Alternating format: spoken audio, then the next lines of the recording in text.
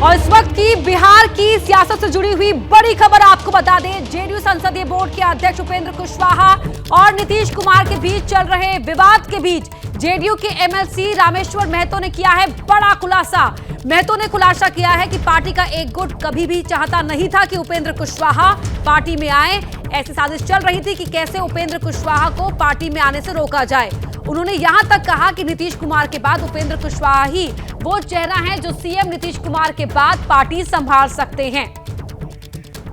JDU के संसदीय board के अध्यक्ष उपेंद्र कुशवाहा ने कई ऐसे सवाल किए जिसका जवाब आज तक जेडीयू की तरफ से नहीं आया है। ऐसे में हमारे साथ जेडीयू के एक एमएलसी रामेश्वर महतो जी हैं, जिनसे हम कुछ सवाल पूछेंगे और जानना चाहेंगे कि उपेंद्र कुशवाहा ने जो सवाल उठाए कि पार्टी कमजोर हो रही है और वो राष्ट्रीय पार्टी और एक नंबर की पार्टी बनाने के लिए जेडीयू में आए थे। उन्होंने कहा कि उन्हें काम नहीं करने दिया गया, शुरू से ही वो जो कुछ करना चाहते थे उनकी बात नहीं सुनी गई। उनकी ताकत इतनी भी नहीं थी संसदीय बोर्ड का अध्यक्ष के नाते, जिसे वो झुनझुना बता रहे हैं, या एमएलसी जो बनाया गया उसे लॉलीपॉप करार दिया कि वो एक एमएलसी एमएलए या राज्यसभा एमपी किसको भेजा जाएगा, क्या भेजा जाएगा, उस बारे में भी वो कोई सुझाव नहीं दे सकते थे। तो क्या वाकई आपको लगता है कि उन्हें पार्टी में काम नहीं करने दिया गया? ऐसा है प्रकाश जी, सबसे पहले मैं बताना चाहूंगा कि जब माननीय मुख्यमंत्री जी ने फैसला लिया था कि उपेंद्र कुशवाहा जी जदयू में आएंगे, ज्वाइन करेंगे, उससे उसी समय ही एक गुट तैयार हो गया था और उन्होंने साजिश शुरू कर दी थी कि किस तरह से उपेंद्र कुशवाहा जी को जदयू में आने से रोका जाए। और उसी क्रम में सबसे पहले जो पूर्व विधायक अभय कुशवाहा जी है, उनके आवास पे एक भोज का आयोजन हुआ और उसी दरमियान बातचीत शुरू हुई। इसमें मुझे ही बुलाया गया था, बट जब मुझे विषय पता चला कि भाई उपेंद्र जी पार्टी में नहीं आए, इसलिए हम लोग बैठक कर रहे हैं, तो मैंने कहा था कि माननीय मुख्यमंत्री जी का जो फैसला होगा मैं उसका स्वागत करूंगा, मैं उनके फैसले के साथ जाऊंगा, इस गुट रूट में मैं नहीं पड़ने वाला।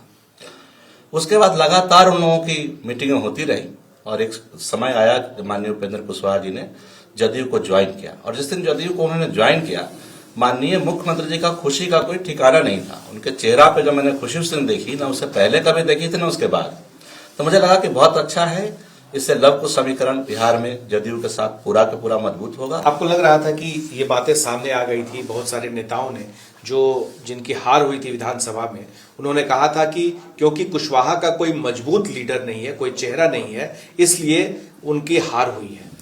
पूरे बिहार में मैं घूमता हूं और लगभग जितने लोग हारे थे सबका कहना था कुशवाहा वोट हमें नहीं मिला। और मैं सीतामढ़ी के रहने वाला हूं। सीतामढ़ी में 2 विधानसभा, बाजपट्टी और बेलसन, दोनों हम हारे। और मेरे सामने की बात है, उस चुनाव प्रक्रिया में मैं भी था, प्रचार प्रसार में। कुशवाहा लोगों का बहुत वोट हमें पूरा नहीं मिला, 10% 15% मिला, 80% से ज्यादा वोट हमें नहीं मिले कुशवाहा समाज का। तो लोगों का कहना था कि कोई उपेंद्र कुशवाहा जी आ जाते हैं पार्टी में तो कुछ समीकरण एक हो जाएगा, तो हम लोग फिर से। तो फिर साजिश कैसे शुरू हुई और क्यों?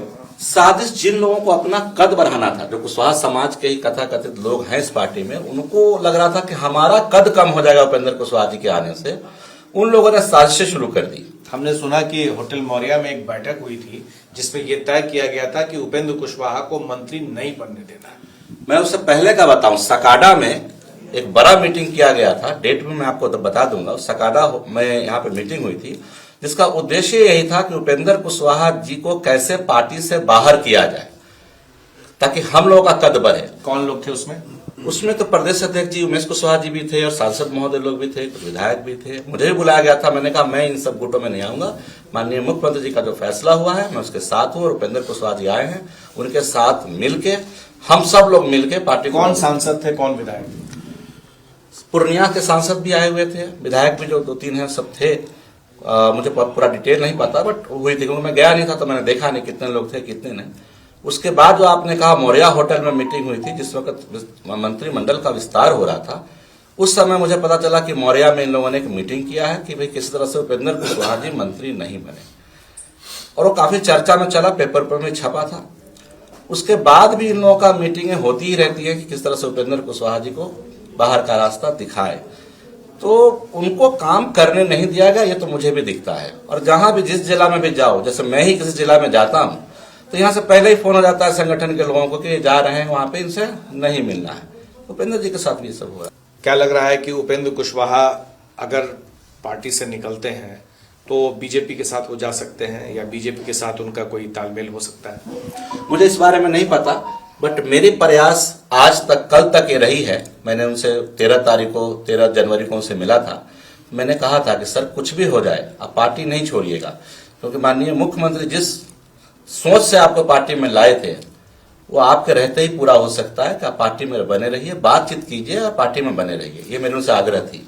नीतीश कुमार ने कहा कि तेजस्वी यादव को आगे करेंगे। क्या आपकी पार्टी में कोई एक चेहरा नहीं, कोई एक नेता नहीं, कोई एक कार्यकर्ता नहीं है जिसे जेडीयू आगे कर सके, नीतीश जी अपने बाद उसे आगे बढ़ा सके? मुझे लगता है पार्टी के बड़े नेताओं को सोचना चाहिए और माननीय मुख्यमंत्री को खुद भी सोचना चाहिए। जब उनकी इतनी बड़ी पार्टी है, 75 लाख सदस्य हमने बनाए हैं, तो क्या हमारे 75 लाख में से कोई एक नहीं हमारे पास जो बन सके आगे लीडर पार्टी का? क्या लगता है कि उपेंद्र कुशवाहा वो चेहरा है? 100% है, 100%। नीतीश कुमार के बाद वो चेहरा हो सकता है? बिल्कुल हो सकते हैं। अगर लव कुश समीकरण का जो बेस पार्टी है हमारा, तो हो सकते हैं 100%। जैसे ही घड़ी का काटा दोपहर 2:30 पे आए, बबीता जी का दिल सास बहू साजिश के लिए मचल जाए। और ये है इनकी बहू, पूरे दिन ऑफिस की टेंशन हो जाए गॉन जब ये करें अपना फेवरेट शो फ्री टाइम पे ऑन। इनकी तरह आप भी देखिए अपना फेवरेट शो अपने टाइम पर और डाउनलोड कीजिए एबीपी लाइव ऐप अपने स्मार्ट टीवी पर।